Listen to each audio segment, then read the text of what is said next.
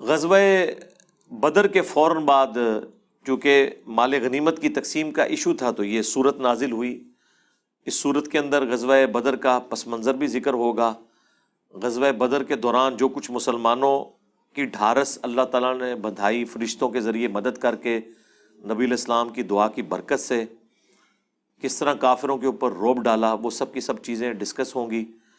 اور چونکہ یہ باقاعدہ طور پر مسلمانوں کا پہلا غزوہ تھا، اس سے پہلے چھوٹے موٹے جو آپ سمجھ لیں جھڑپیں ہوئی ہیں، لیکن جو باقاعدہ پہلا غزوہ ہے وہ یہی غزوہ بدر ہے۔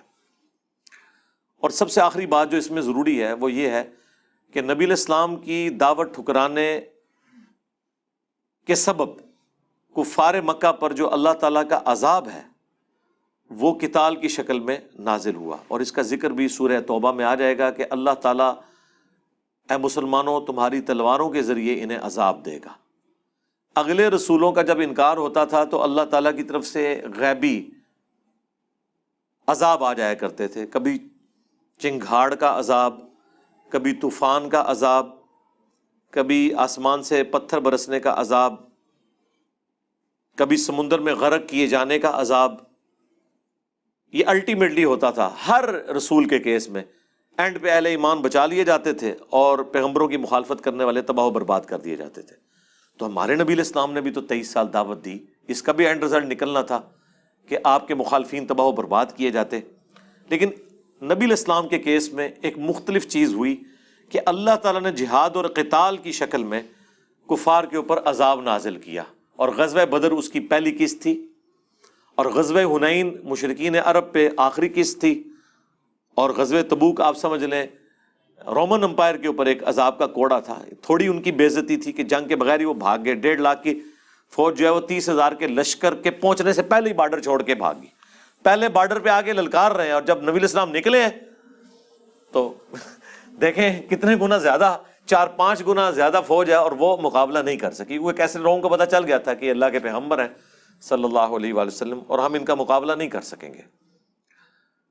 تو غزوہ بدر کفار مکہ کے اوپر آپ سمجھ لیں پہلا عذاب کا ٹکڑا نازل ہوا، اس میں بھی ذکر آ جائے گا اس چیز کا۔ تو بدر سے لے کر تبوک تک یہ پورے کا پورا پیریڈ جو ہے یہ نبی علیہ السلام کی ایک جہاد اور قتال کی ایک ڈائنامک زندگی ہے، اور وہ ساری کی ساری قرآن میں ایک جگہ جمع ہو گئی ہے، سورۃ الانفال اور اس کے بعد سورہ التوبہ۔ اب اللہ کا نام لے کر شروع کرتے ہیں۔ اعوذ باللہ من الشیطان الرجیم، بسم اللہ الرحمن الرحیم۔ یسألونک عن الانفال، اے نبی آپ سے مال غنیمت کے متعلق یہ پوچھتے ہیں کہ اس کا شرعی حکم کیا ہے۔ اب یہ جو مال کافروں کا جنگ کے دوران وہ چھوڑ کر بھاگ گئے اور مسلمانوں کے ہاتھ آ گیا، اس کو ہم کیسے تقسیم کریں گے؟ تو آپ دیکھیں پہلا جملہ ہی ایسا بولا گیا ہے کہ ہر چیز اپنے ٹھکانے کے اوپر آ جائے۔ قل الانفال للہ والرسول، اے نبی فرما دو کہ جو انفال ہے نا، مال غنیمت، یہ اللہ اور اس کے رسول کے لیے ہے۔ تو اس کے بعد تو پھر باقی گنجائش ہی نہ رہی کہ اب جو اللہ اور اس کے رسول کی مرضی ہوگی اس کے مطابق تقسیم ہوگا۔ یہ ایک جملہ اللہ تعالیٰ کی طرف سے نازل ہونا تھا کہ سارے وسوسے سیٹل ہو گئے کہ اب یہ وہی کچھ ہوگا جو اللہ کے نبی جس طرح چاہیں گے تقسیم کریں گے، اور اس کے اوپر کوئی اعتراض نہیں ہو سکتا۔ مال غنیمت ہی تو ایک ایسی چیز تھی جس کی وجہ سے منافقین نے حضور کے اوپر اعتراض بھی کیا بسا اوقات۔ اور وہ جو بخاری مسلم میں حدیث ہے ذوالخویسرہ التمیمی خارجی کی، وہ نجدی جو اعلیٰ حضرت نے کہا کہ ایک وہابی کھڑا ہوا، اس نے کہا اتق اللہ یا محمد، اے محمد اللہ سے ڈر اور انصاف کر، کیونکہ اس حدیث میں الفاظ ہیں کہ اس کی پنڈلی آدھی پنڈلی تک اس کی تامت تھی، گھنی داڑھی تھی، آنکھیں اندر دھسی ہوئی تھی۔ تو وہ کہتے ہیں یہ حلیہ آپ دیکھ لیں کس کے ساتھ میچ کر رہا ہے۔ تو وہ کہتے ہیں ایک وہابی کھڑا ہوا اور اس نے کہا کہ اے محمد اللہ سے ڈر اور انصاف کر۔ تو نبی علیہ السلام نے فرمایا اگر میں انصاف نہیں کروں گا تو اور کون انصاف کرے گا؟ صحابہ کرام نے اجازت مانگی کہ اسے قتل کر دیا جائے، تو آپ نے فرمایا چھوڑ دو، لوگ کہیں گے اپنے ساتھیوں کو قتل کرواتا ہے، اور اس کی نسل میں بھی لوگ پیدا ہوں گے، دین سے اس طرح نکل جائیں گے جس طرح تیر اپنے شکار سے نکل جاتا ہے، اور مخلوق کے بہترین لوگ ہوں گے جو ان کے خلاف قتال کریں گے۔ اور بخاری مسلم میں ہی ابو سعید خدری کہتے ہیں اللہ کی قسم ہم نے علی ابن ابی طالب کے ساتھ مل کر جنگ نہروان کے موقع پر ان خوارج کے ساتھ قتال کیا. اور بخاری مسلم کی اس حدیث میں موجود ہے نبی الاسلام نے فرمایا ان کی نشانی یہ ہوگی کہ ان میں ایک ایسا شخص ہوگا جس کا ایک بازو نہیں ہوگا بلکہ اس کی جگہ ایک گوشت کا لوتھڑا صرف لٹک رہا ہوگا، یعنی وہ ایک معذور آدمی ہے، اس کی نشانی ہوگی.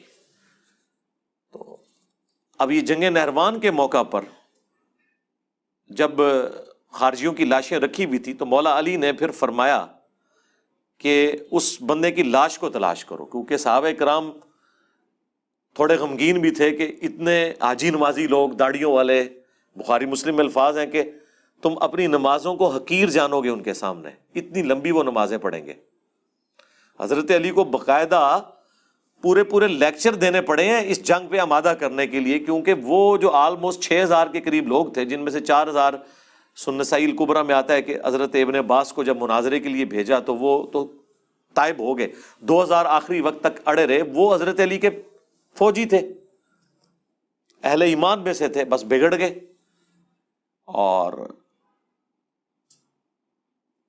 اب حضرت علی کو ظاہر ہے اپنی فوج کو تو تیار کرنا تھا اس چیز کے اوپر کہ انہوں نے سمع و اطاعت کا سسٹم چھوڑا ہے. تو حضرت علی کے الفاظ ہیں بخاری مسلم میں کہ میں آسمان سے زمین پر گر پڑوں یہ تکلیف تو مجھے گوارا ہے، لیکن یہ چیز گوارا نہیں کہ میں رسول اللہ پہ کوئی ایسی بات باندھوں جو میں نے خود نہ حضور سے سنی ہو.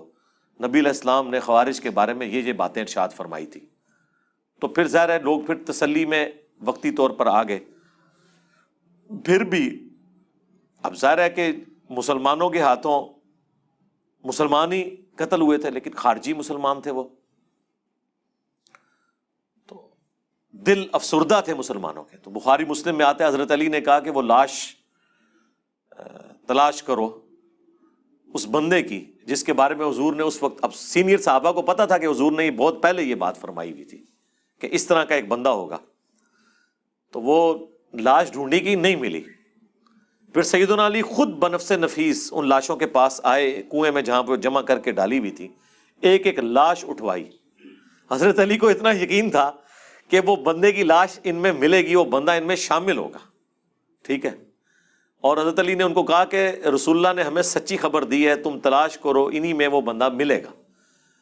اور پھر وہ جب لاشیں ہٹائی گئیں تو سب سے نیچے اس کی لاش نکلی. تو اس وقت پھر صحابہ نے نعرہ لگایا کہ واقعی صدق رسول اللہ، رسول اللہ نے سچ فرمایا تھا اور حضرت علی کا قتال حق پر مبنی ہے. لیکن یہ بعد کی بات ہے، پہلے جس طرح حضرت علی نے ان کو تیار کیا وہ ایک مشکل کام تھا. مسلم میں تو یہاں تک الفاظ ہیں کہ حضرت علی نے کہا کہ خوارج کے ساتھ قتال کے بارے میں میں نے وہ بشارتیں سن رکھی ہیں کہ اگر میں تمہیں وہ چیزیں بیان کروں تو مجھے خدشہ ہے کہ اس کے بعد تم کوئی نیکی بھی نہیں کرو گے. یہ قتال ہی اتنی بڑی نیکی تمہارے لیے کافی ہوگی اللہ کے حضور بخشش کے لیے. تو یہ پورے کا پورا معاملہ تھا. تو اس میں بھی مال غنیمت کے اوپر تان کرنے والا، اور اس کا ذکر سورہ توبہ میں باقاعدہ وہ آیت آ جائے گی جس میں اس ذوالخویسرہ التمیمی کا ذکر موجود ہے. یہ میں نے سارا اس لیے بیان کیا کہ مال غنیمت کوئی چھوٹی چیز نہیں تھی. آج ہمارے لیے تو شاید اس کی کوئی اتنی امپورٹنس نہ ہو، کیونکہ آج کل تو اس طرح کی جنگیں بھی نہیں ہیں، نہ اس طرح کے معاملات ہیں، اور مال غنیمت کے اعتبار سے آج ہمارے لیے اس کی سینسٹیوٹی کو سمجھنا تھوڑا مشکل ہے. لیکن اس زمانے میں آپ دیکھیں کہ یہ کتنا ایشو ہوتا تھا. اور پھر یہاں تک بھی ہوا ہے کہ غزوہ حنین کے موقع پر تو بڑے کامل الایمان جو مومنین تھے ان سے بھی مس ہینڈلنگ ہوئی ہے. بخاری مسلم میں احادیث موجود ہیں، نبی علیہ السلام نے غزوہ حنین کے موقع پر صفوان کو بلایا، 100 اونٹ دے دیے. آپ ذرا امیجن کر سکتے ہیں 100 اونٹ، 100 اونٹ، یعنی کوئی بالکل ماٹھا سا اونٹ بھی ہو نا تو 5 لاکھ روپے کا تو ہوگا. اس زمانے کے اندر 100 اونٹ کسی کو مل گئے تو سمجھ لیں تو اس کی تو زندگی بن سنور گئی. اب صفوان وہ ہے جو فتح مکہ پہ موت دیکھ کے مسلمان ہوا ہوا تھا اور پوری زندگی رسول اللہ کے خلاف جنگیں لڑی ہوئی تھی. ٹھیک ہے. اور ابو سفیان کو بلا کے 100 اونٹ دے دیے. ابو سفیان تو ساری جنگوں میں کافروں کی طرف سے سرغنہ کے طور پر تھا، صرف بدر ہی ایک ابو جہل نے لڑی ہے، باقی ساری جنگوں میں ابو سفیان ہی تھا. احد کی جنگ ہو، خندق کی ہو، اس کو 100 اونٹ دے دیے. تو انسان ہے نا. جو چند نوجوان قسم کے لوگ تھے انصار مدینہ میں سے، ان کی زبان سے الفاظ نکل گئے کہ اس شخص پہ اپنے قبیلے کی محبت غالب آ گئی ہے، نعوذ باللہ. تو نبی علیہ السلام کو اللہ تعالیٰ نے وحی کے ذریعے بتا دی یہ بات. نبی علیہ السلام نے بلوا لیا ان کو. اب وہ تو ڈر رہے تھے کہ پتہ نہیں کیا ہوگا. حضور نے کہا کہ اس طرح تم نے بات کی ہے، بلکہ اس میں تو الفاظ ہے کہ ہماری تلواروں سے ابھی قریش کا خون ٹپک رہا ہے. یعنی ابھی تو فتح مکہ ہوئی ہے، اس سے پہلے جنگیں اور غزوہ حنین. تو نبی علیہ السلام بھی چونکہ قریش سے تھے، ہاشمی قبیلہ قریش کا ہی تھا، بنو امیہ بھی قریش سے تھے، بنو عدی کے سارے قریش کے تھے. تو ابھی تو ہماری تلواروں سے قریش کا خون ٹپک رہا ہے اور اس شخص پہ اس کے قبیلے کی محبت غالب آ گئی ہے. یعنی پوری زندگی جنگیں تو ہم نے لڑی، ہمارے نوجوان شہید ہوئے غزوہ بدر میں، احد میں، خندق میں. فتح مکہ کے بعد جب ان کو اپنی شکست نظر آئی قریش کے لوگوں کو، انہوں نے کلمہ پڑھ لیا. اور آج جب فروٹ کھانے کا وقت آیا ہے تو مال غنیمت میں 100 اونٹ صفوان کو، 100 اونٹ ابو سفیان کو دے دیے گئے. تو لاجیکلی تو ان کی بات درست تھی. آپ روحانیت کو تھوڑی دیر کے لیے سائڈ پہ رکھ کے دیکھیں. روحانیت تو آج بھی دیندار لوگوں نے سائڈ پہ رکھ کے وہ بات کر رہے ہوتے ہیں کاروبار کے معاملے میں.